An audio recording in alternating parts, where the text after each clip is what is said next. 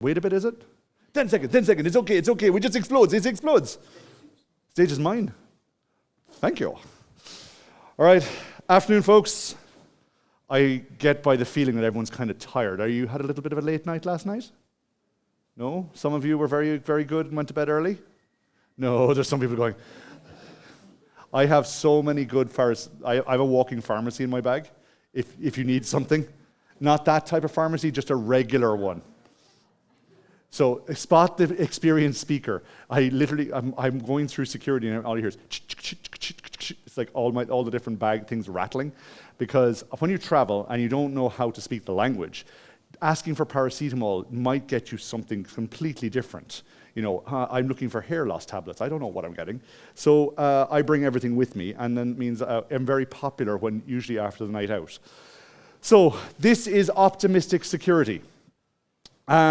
This talk is about psychology and breaking people's heads and why we make bad decisions and why we end up going to bed at 6 o'clock in the morning, just like this gentleman just walking in the door. Hi, Rafa. If you sleep, I will shave your eyebrows. Okay? Right, optimistic security. I wrote this talk really optimistically. When I decided I wanted to build a talk about how do we make bad decisions and that influences how we make security mistakes, I thought it would be really easy. It is not. I ended up doing literally a course in psychology to understand why we screw up so bad. Now, my name is Niall, and I am a strategic ATS at Microsoft. And ATS stands for Account Technology Strategist. So I am a strategic strategist at Microsoft, which just emphasizes the point even more that Microsoft is still shit at naming stuff, right? I am a technical advisor for one of the largest oil and gas companies in Norway, the largest oil and gas company in Norway, and I go in and try and help them work out how they're going to do stuff better with all our tech. So I spend my time going in and arguing with people a lot of time, saying, you're doing it wrong, and they're saying no. And then I have to try and convince them in a very Norwegian way that they're doing it wrong. It's fun. We, as humans, have a lot of information and a lot of stuff thrown at us every day. There's a lot to take in. Our brains are literally supercomputers. They're clocking at in the gajillion iflops or whatever you want to call it, but they are extremely powerful. The thing is, our brains are also extremely lazy, meaning that they have all these little shortcuts that they use to make sure we can process information quickly or more effectively or do better things. These shortcuts are called heuristics. Now, some of you might be old enough to have heard of the word heuristics when you've heard of things like antivirus, a heuristic engine. In other words, I think that looks like a virus, therefore it probably is. If it looks like a duck, smells like a duck, and quacks like a duck, it's probably a duck. In this case, heuristics are this idea that we will infer and make shortcuts to understand how something works. Now, we have identified a massive number of heuristics in our brain thanks to these two gentlemen. This is Daniel Kahneman and Amos Tversky. Now, these two boys are no fun at parties because one of them's a psychological economist and the other one's a psychological mathematician. Yeah. When the gentleman back there going, I don't know what that means. I was like, what are those? A psychological economist works out how we make decisions on how we buy stuff. And the mathematician models it so they can make it better. And these two gentlemen worked together for many years and won, I think, a Nobel Prize on this, and helping understand what are the different cognitive biases, what are the different heuristics we use on a regular basis to make our lives easier. And one of these is called a fast and frugal tree. You've probably never heard of a fast and frugal tree before, but you use one every day. How many of you programmers in the audience? Software developers? Great. This is basically an if-then-if statement, is what a fast frugal tree is. And what it allows us to do is work out in a situation quickly what we need to do next when we're trying to troubleshoot something. So say, for example, the batteries in your remote control, your remote control doesn't work on your TV. What's the first thing you might check? batteries? Is the TV on? Am I pointing in the right direction? Is there something, and you literally go until you reach a position where you just throw the remote control at the TV and it works. That's what's going to happen. A fast and frugal tree is literally a very quick way for you to make decisions on what to do next. Now, it's really important in kind of fast situations where it's very difficult to make a correct decision, but no decision, it can be life-threatening. As in, if I don't make a decision, it's not going to work. Well done, you won a bit of Lego. I hope you're going to share it with the audience. It's like everyone just gets to build one bit as they go along. That would be so cool in the middle of a talk. It's like, especially with technics. Oh, God. You can imagine what came back. It doesn't work on step 3. Sorry, I got distracted by Lego. It's not my fault. But let's go back to this one where you're in for example, you're dealing with a coronary, a heart attack, okay? And you have to figure out whether the person's having a heart attack or if it's just chest pains or if it's something that has to be done. And if you're a doctor, you might look at this fast and frugal tree and say, okay, the chief complaint of chest pain, but if there's another factor, if they've got one of these yes or no things, they'll put them in the correct bed. In other words, it'll go into a coronary bed or it'll go into a regular bed. And it's a very quick way to make a very difficult decision. That's what heuristics do. We simplify our common tasks, the decisional tasks, and make it easiest for to do stuff. What is the most difficult question you're asked every day? And this is a question to the audience. It's not just a difficult question to you now, but what is the most difficult question you're asked? Everyone gets this, correct. Because why? Because it sucks. Because you're asked every day and you just go, I don't care. I don't serve, I don't care. My kids ask me, what are we having for dinner, Papa? And I say, what do you want for dinner? I don't know. We don't serve, I don't know. Do you want macaroni and cheese? No. And then we start this conversation. So the quicker way to do stuff very often is ask someone, do you want chicken or beef? And then you can work left or right. But it's a very good way to kind of find out how to get over that very difficult question that we have every day. Now, what is one of the most difficult things we do every day? Now, this one's hard. Which one? Wake up. Oh, you're hard. That's harsh, dude. Simon, man, do you need a hug? Yeah, I know you've won Lego, but like, it's like my day is just wake up. And do you look at the walls and go, again?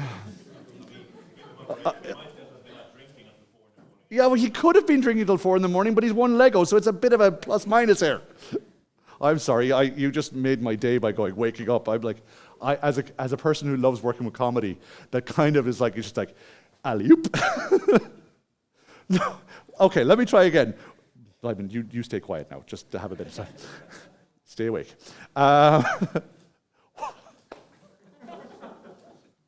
I've done this talk twice, and this is my 3rd time doing it this week, and you broke me.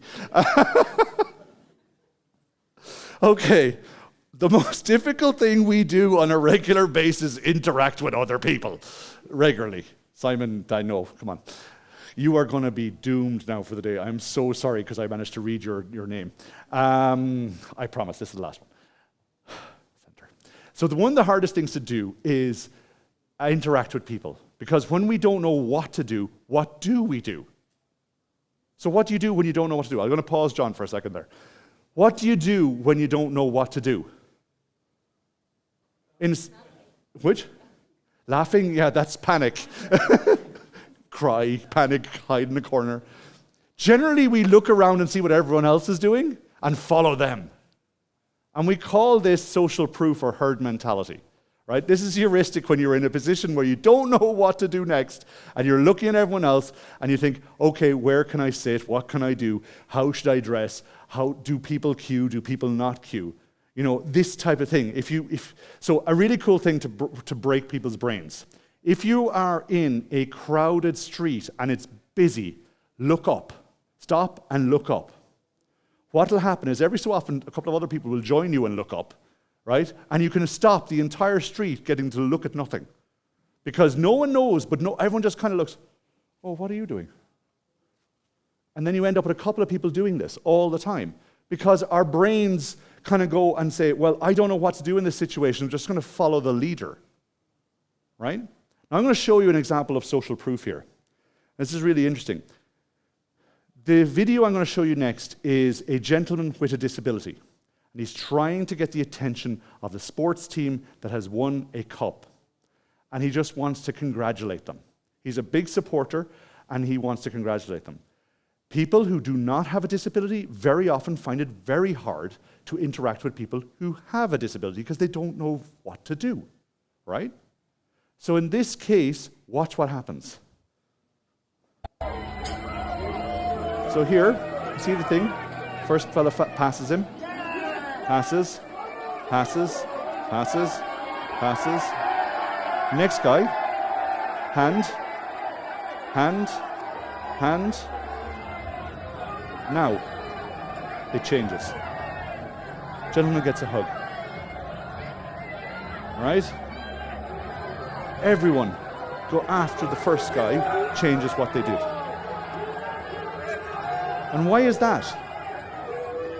Because they're basically playing follow the leader. It's also a great way to spread love. If you want to change the world, do something small yourself and change and make everything better.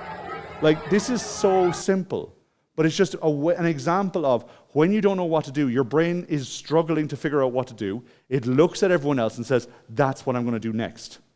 A really interesting thing. I used to work in comedy clubs. Small comedy clubs work better than large comedy clubs because you can pack more. When you pack a couple of people into a room and they're all close together, and once one person starts laughing, it's very infectious and everyone else starts laughing.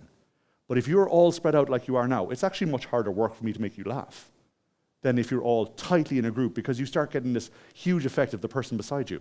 I found this out when I was watching the Simpsons movie. Ever remember the Simpsons movie? It all came out?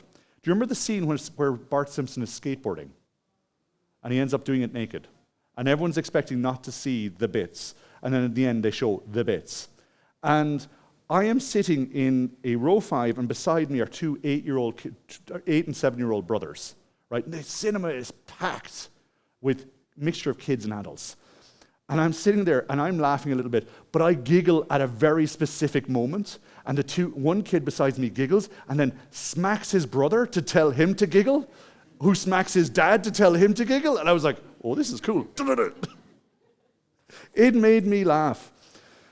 Now, what happens when you overuse a shortcut and it becomes the normal path instead of just a shortcut?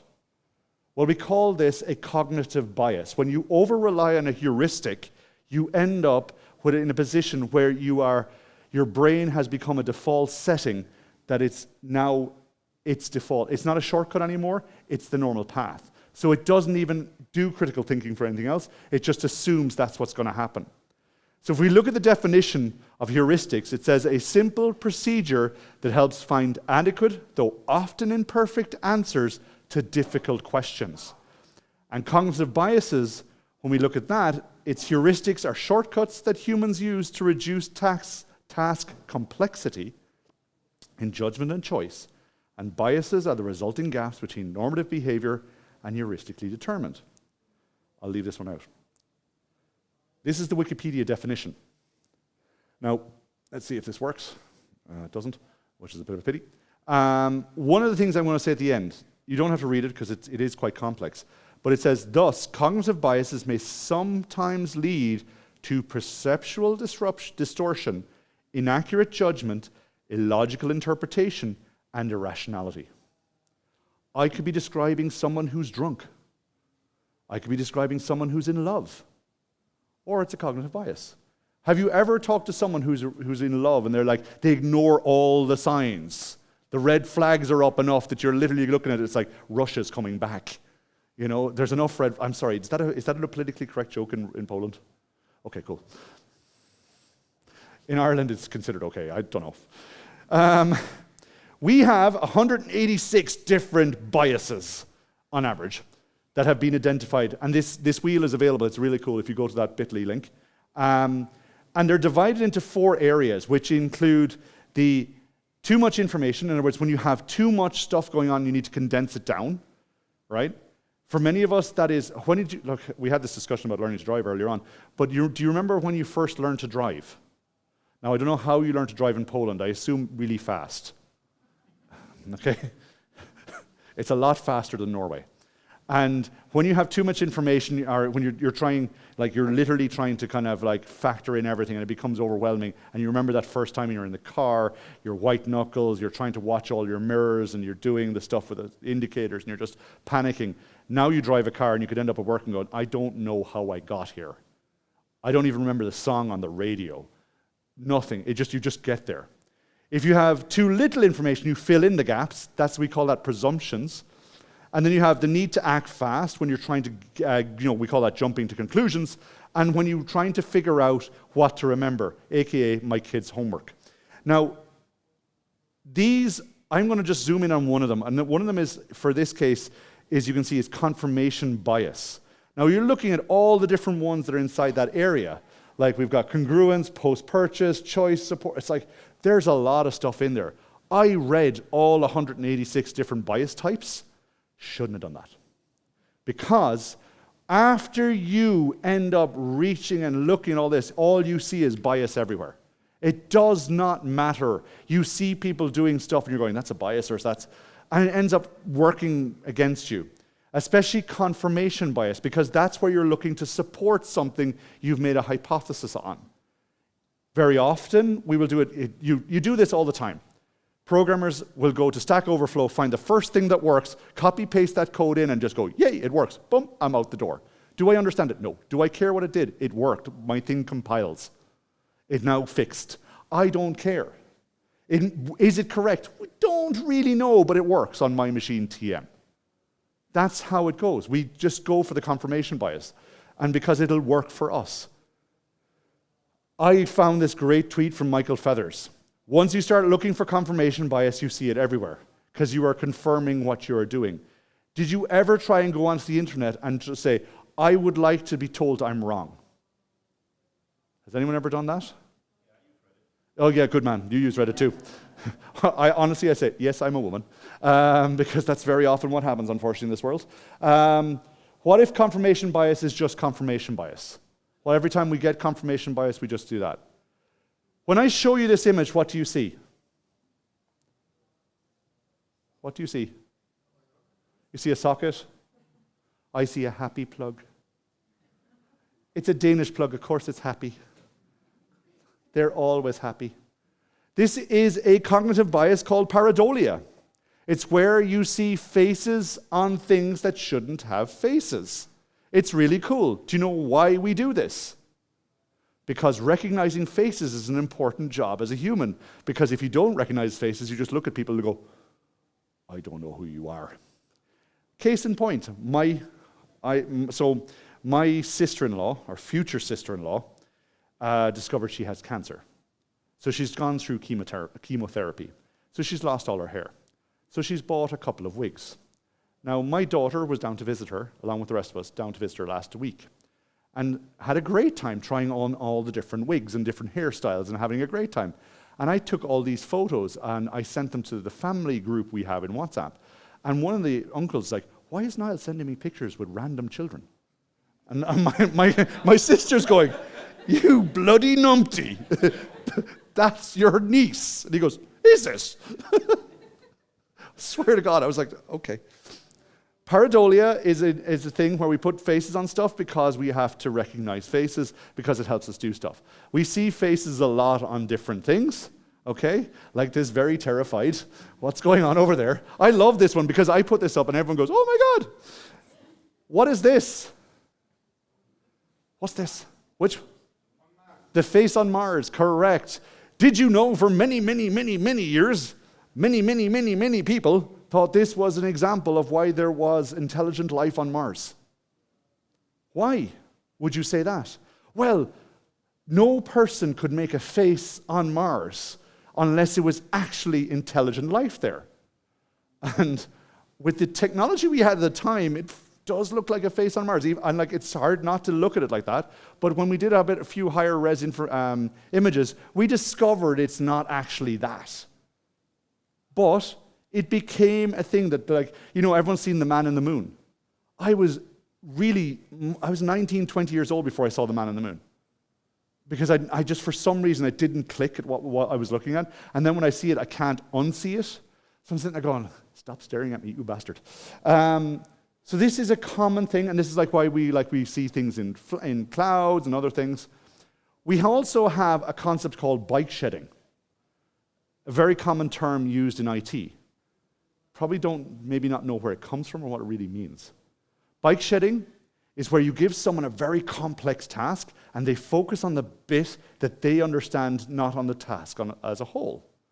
And this is really cool because it comes from the term, or from the idea that if you gave a group of execs the task of building a nuclear reactor, they would focus on the thing that they could do, which was the color of the bike shed roof. And that is why it's called bike shedding. Now, if you are in a situation where you feel like someone is bike shedding, take a step back and ask, why are they looking at something differently than you? And that is a theme that will go through the rest of this talk. Have you met these two people before, or have you heard of them before? I've put their names backwards than how they normally appear, but this is David Dunning and Justin Kruger. And they have an effect named after them called the Dunning-Kruger effect. Is anyone familiar with the Dunning-Kruger effect? Okay, most of the guys are, right? And that is normal, because unfortunately the guys are really good at doing the Dunning-Kruger effect. The Dunning-Kruger effect is where you, with low amount of expertise in something, you think you are an expert in it. Okay? And this is very, very common. And it is not that people with lower intelligence think higher of their intelligence, but people might overestimate their ability to be able to do something based on what they believe they are at now. How many of you have ever started programming and go, this will be easy? And then think you're an expert in a language and then go, oh. And it does this curve where you go, I know everything. And then it dips down to, I'm never going to understand this, and back up. Right? The Dunning-Kruger effect is very dangerous in certain applications. I'm going to tell you a very personal story because I saw the Dunning-Kruger effect in action. In 2016, myself and my wife are expecting our second child. We're expecting our little girl, and I was doing it as typical around the time. I was doing a lot of traveling for speaking at different conferences, and I was going to go to Las Vegas, and I was speaking there I was going to be gone from Sunday and back on Thursday. So those 5 days I was going to be away. The Tuesday beforehand, my wife rings me at work, and she's in tears. To use an Irish euphemism, she's in bits. She's really upset. She's crying, and I'm saying, honey, what's going on? Do you want to grab a seat there, mate, and just drag one, and you can sit? Are you right? All right. She's in bits. And I said, what's wrong? She says, I've just been to the doctor, and they can't hear a heartbeat. I went, what? Now, I've worked in incident response and security. So my first reaction is not dive in Superman, gung-ho, all like typical guy thing. I step back and say, tell me what you know. And she said, right, here's what happened. I went to the doctor. We were there. He decided he just wanted to do a quick scan, make sure everything was okay, put the gel on, did the tummy, and he could not find a heartbeat. And I went, okay, what does this mean? Well, he said to come back on Friday. And I went, all right. Now, I was very angry at this because, normally you would think, now, I'm sorry for all the women in the room if you've got kids, don't worry. And I'm sitting there, and I'm like, okay, this is not right. Okay, what did he say? Come back Friday. And I asked a horrible question. What happens if this is true? What happens next? And she says to me very bluntly, says, if the baby is dead, we have to go to the hospital, take the fetus out before it becomes toxic, or I will die. And I'm sitting there going, right. Now, I don't know about you, but that's fairly kind of heavy to be sitting on that. And I said, okay. And myself and my wife have a fantastic relationship where we will talk to each other and say, do you want me to take control? Meaning, when the other person is flustered or upset or something, the other person can dive in and actually start fixing things and moving stuff around and getting things done. And I said, can we get a second opinion? And she goes, yes. I said, right, I will ring a midwife, see can we get an appointment the next morning. And we went home. It was a very quiet night, a very somber night. And my son, not knowing why mom and dad were very upset, and we were quite talking about this. But I go in the next morning, and we're inside in this beautiful spring or whatever morning it was, and it was bright, and we went in at 9 o'clock. Two of us were quite quiet, and we went up to the nurse, and she says, okay, why are you here? I says, we're doing this. And she goes, okay, if anything goes wrong, or if it is wrong, we have grief counselors. We can help you fix this. And I was like, okay. So we get up, and I jump on the table, and they put the gel on my mum or my wife's tummy, and dump. It's like, what the? That's your baby's heart doing 160 beats per minute. I'm like, huh.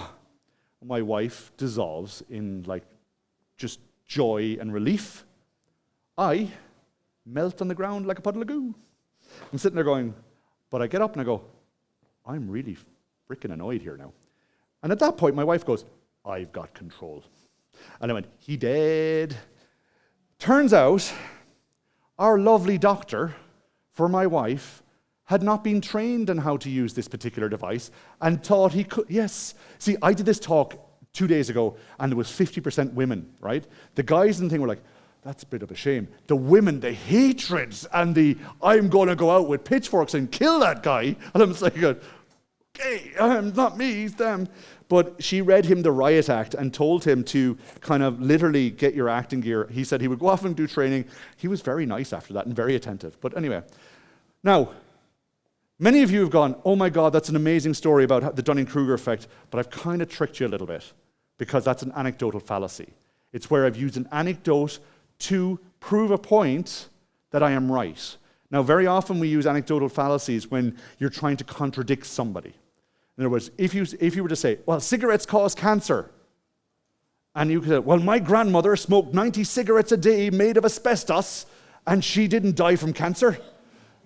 You know, what'd she die of? Oh, she fell down the stairs or something. You know, it's just an example of this, but this is a common problem we have when we're doing with these type of things when you're dealing with the head. So I went off and I tried to find actual reasoning behind this in clinical studies, and my God, was that fun.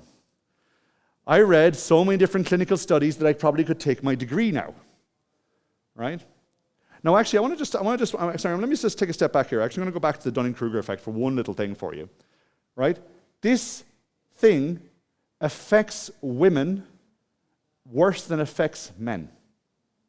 Do you want to know why?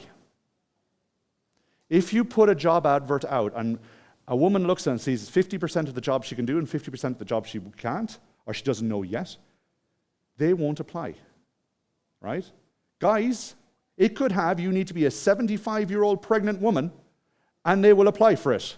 Beer belly out, they'll be going in for it. No problem.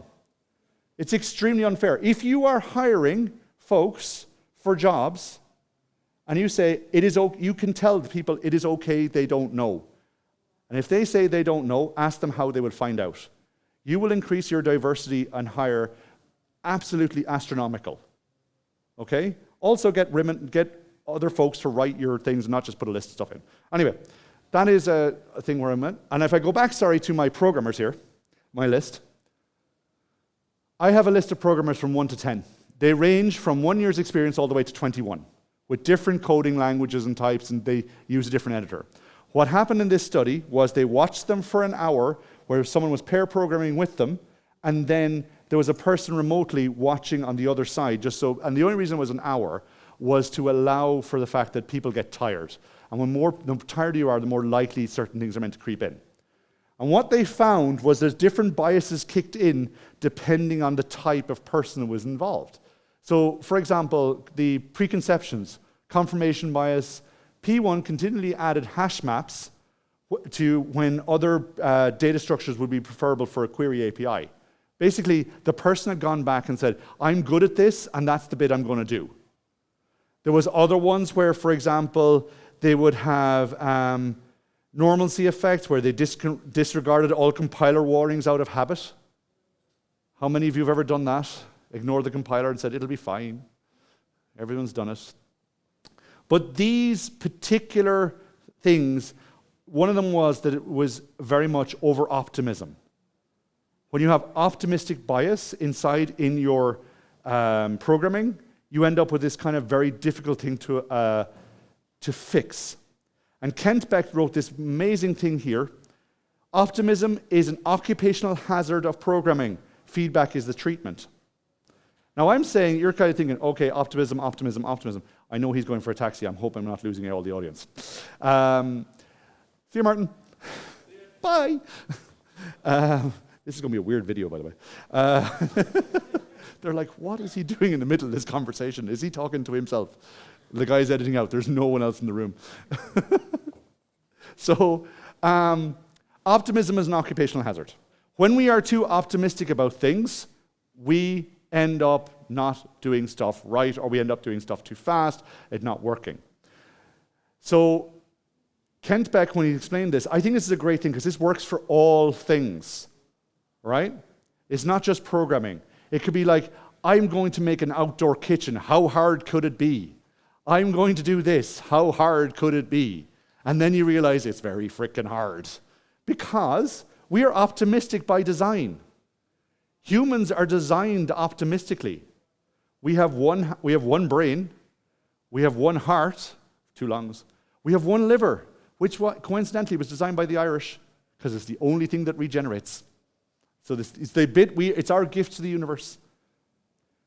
Your plan may look like this, but reality will be very, very different, and reality is hard.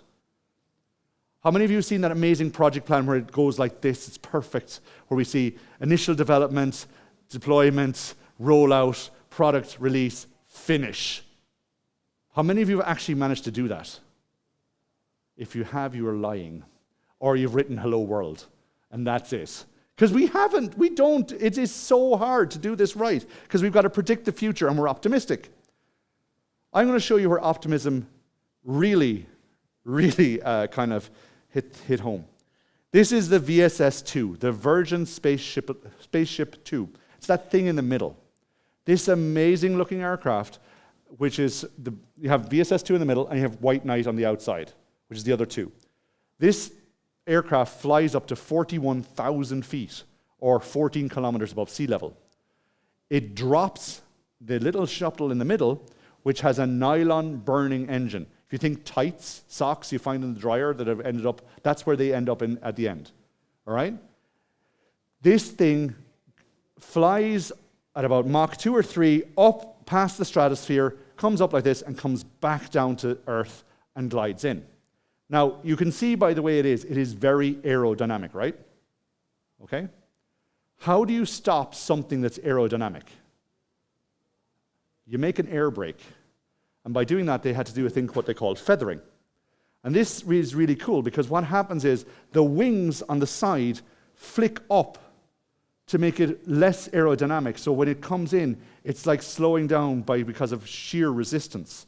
And this is a really cool technique because this is what a rendering looks like, where it's coming in and it's like it's slowing down because it's basically skipping in. So it's not gliding, it's slowing that, and that this extra wind resistance allows it to slow down. When it took its initial flight, it launched up to 41,000 feet, the pod dropped, and it crashed after 3 seconds, leaving a 31-kilometer debris field across the Mojave Desert. And this is a video of what happened. And I'm going to show it to you in a second, actually. Because when you have a crash on American soil or with an American aircraft, you bring in what is known as the NTSB, National Transport and Safety Bureau. Have you ever watched Mayday or air crash investigation? I watch that on planes. Freaks the living shit out of people beside me. I'm like, did you see that? I know, I'm horrible. But I was really interested in watching one of them. And when you're researching stuff, it's really hard not to show people beside you. They got a bit worried. But you also bring in NASA because it's a space shuttle, all right? And what they did is they don't have a black box. So what they had to do, it was all relayed back to the control center of the Mojave Desert. So they watched the videos of what happened. So they could see inside in the cockpit. They didn't have to guess. They could actually see. And here's what they saw. Let's do it. So you can see here, this thing drops off the bottom, right? Accelerates, starts burning tights, goes full throttle, and you'll notice in a little second, it'll flick up. Ready? There it goes. This is a bit more. You can see the difference, like the frames here now, right? Launch, accelerate, burns, and then it really just kind of flicks up. and boom. So what it ended up, the kind of last image you'll ever see of it is like this, right? That's not a good position to be in an aircraft when you're accelerating. So what happened? The first thing they did is they tried to figure out what caused this. And they watched the footage of the cockpit. The feathering mechanism is meant to be engaged between Mach 1.4 and 1.8. So 1.4 the speed of sound and 1.8 times the speed of sound.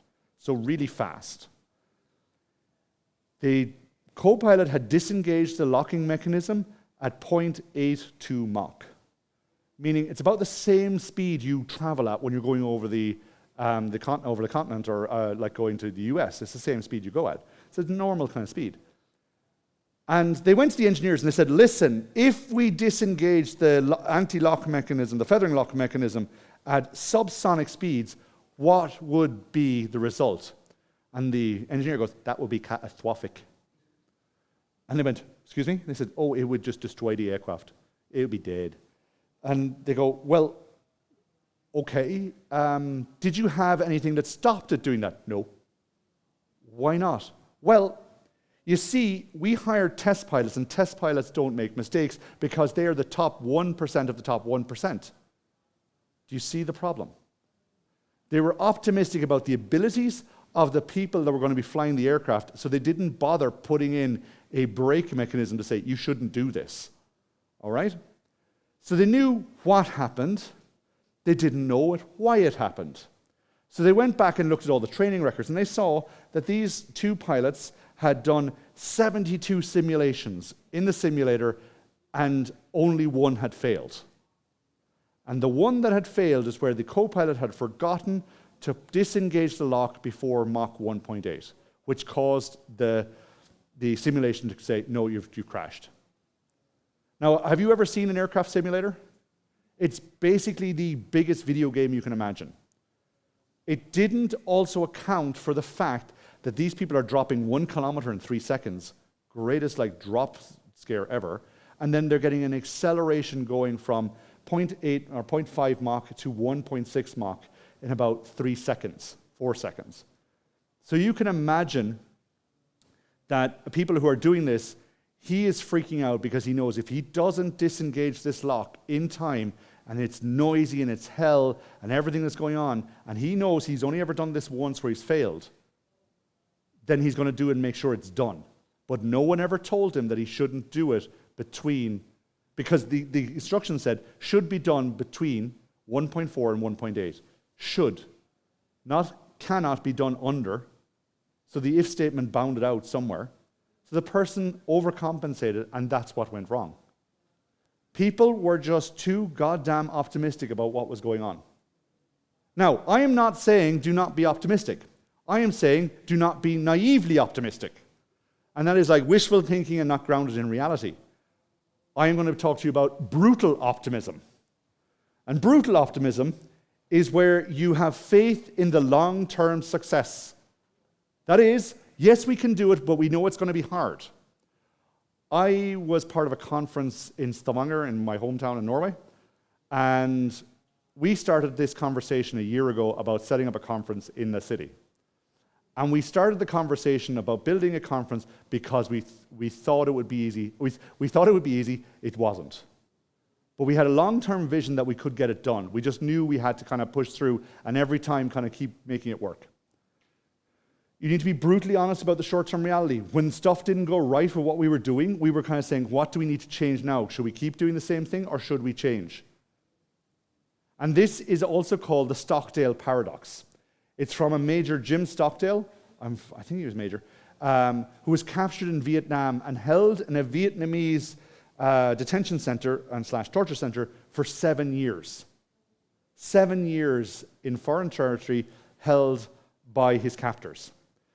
And he was one of the only few that actually made it out alive. And he was quite blunt about it. He says, why did other people die? And he says, or who died? And he said, the optimists died. It's because they were the ones that said, oh, we're going to be out by Christmas, and Christmas would come. And Christmas would go. And then we would say, we'll be out by Easter, and Easter would come, and Easter would go. And then Thanksgiving, and then Christmas again. So they died of a broken heart. Effectively, what happened in this case is they didn't have enough optimism to kind of get them through to where they needed to go, and they weren't realistic about what would happen. Microsoft suffered from this as well. We were a little bit optimistic about how we were when we got boned by Midnight Blizzard. Midnight Blizzard ended up because a developer tenant, someone managed to find it, and then using very slow kind of methods, managed to elevate accounts into our production tenant. Because this wasn't supposed to be allowed, but because we thought developers would do this, someone had done it. In other words, they had left a permission set and allowed a traversal in. Microsoft realized that this is not the way to go and initialized something what we call the Secure Future Initiative. It is where we prioritize security over everything else. And we bring it together so that we can, without doubt, say, okay, if this is going to introduce a security bug, we won't do it. Let's make sure it doesn't introduce a security bug. There's so much stuff in the world that runs on our thing that we can't afford to have this. And people are taking more and more shots every day. So how do we fix being incurably optimistic? Now, this is also a jab at the IKEA effect, if you've not seen it. Do you know what the IKEA effect is? For the Swedish person, you stay quiet now, because he's Swedish. Do you know what the IKEA effect is? The IKEA effect is a very interesting concept, and IKEA has a business model built around it. If you build something from IKEA and you don't build it right, you're still going to be okay with it because you made it yourself. Think about it. If you've built something, you go, it's slightly a little wobbly. It's fine. But if it was built by a professional, you wouldn't accept it because it'd be wonky. But you built it, you're like, that's fine. I am very aware of this because I do DIY. I do destroy it yourself, right? Now, I have said to my wife, I said, if I want to deal with crap, I'll build it myself. If I want it done right, I'll hire someone in. I don't have the time for this, and I know skilled professionals when they can do it, so I get them in to do it. In Norway, we have a very strong culture on DIY, so this is kind of, I go against the grain here. But how do you fix optimism? Well, you train. You train by doing different exercises for yourself. You do things like, I want to look from the outside in and see what's going on and ask myself, am I really doing this right? You sometimes just have to kind of go outside and say, do we really need to do this? And one of the most difficult questions you can ask as a programmer and solution developer and all those is, should we build it or should we buy it? Because if you ask most developers, should we buy this software? They're like, no, I can build this. How many of you have built your own ORM, object relational mapper, database interaction layer, something? There's people smiling and going, I've done that. I was young and I needed the money. It's fine. My interaction on this was back in about 2009. I was working on SharePoint, I know, and I was working with a project manager, and they said to me, we need to implement this. And I said, that'll take me about 80 hours, 2 weeks. And they bluntly asked, how much is a license for the other thing? And I said, $5,000. And I said, Niall, that's basically 50 hours of your work. And I went, yeah, but it's only going to take me an extra 30 and all this. He says, but do you want to be supporting it for the rest of your life? He goes, hell no. So I bought it. But it was my first interaction where I went, hang on a second, do I need to buy this or should I build it? Some cases you might want to build it. You might need to. But very often, a lot of stuff is not there and we can put the blocks together. If you wanted to get or work out a problem, who do you talk to? You can talk to the duck. How many of you have ducks? Ducks are great. I have a wife. She's awesome too. Because she doesn't understand what I do. I don't understand what she does, but we're not allowed to talk about it at work because we have different compete agreements, or not our confidentiality agreements. So I'll be talking out a problem with her, and she'll go, why? Why are you doing that? Why? Eventually I'll get so frustrated and I'll explain the problem in real terms. She'll go, are you sure that's the right way? No. But we do this. But if we can talk to the duck, because we've done this where we don't know what's going wrong, right? And then we step away for 5 minutes, and we come in and go, oh, there's the problem. Because our brains are very often shortcutting and being optimistic that we can fix the problem, and then we have to kind of take our step away, and we have to explain it. But we can also get other people to look at our code, right? In pull requests. Pull requests are awesome, aren't they? How How many people use pull requests? Excellent. Those who don't, well done you. But pull requests can be dangerous because, if you look at the next slide, 10 lines of code, 10 issues. 500 lines of code. Looks great. If you want to introduce a security vulnerability to a code base, 4:30 on a Friday, 10,000 or 1,000 line code submission, good luck. Honestly, I think that's how it would work. But code reviews are great, but you need to use them correctly. And if you don't, or people go, yeah, that looks fine. Look, there's SQLi in there or something. I don't know. We can use threat modeling. Threat modeling is awesome. I think this is a great skill that every developer should have. And I think all UX people should have, and a lot of other folks should have.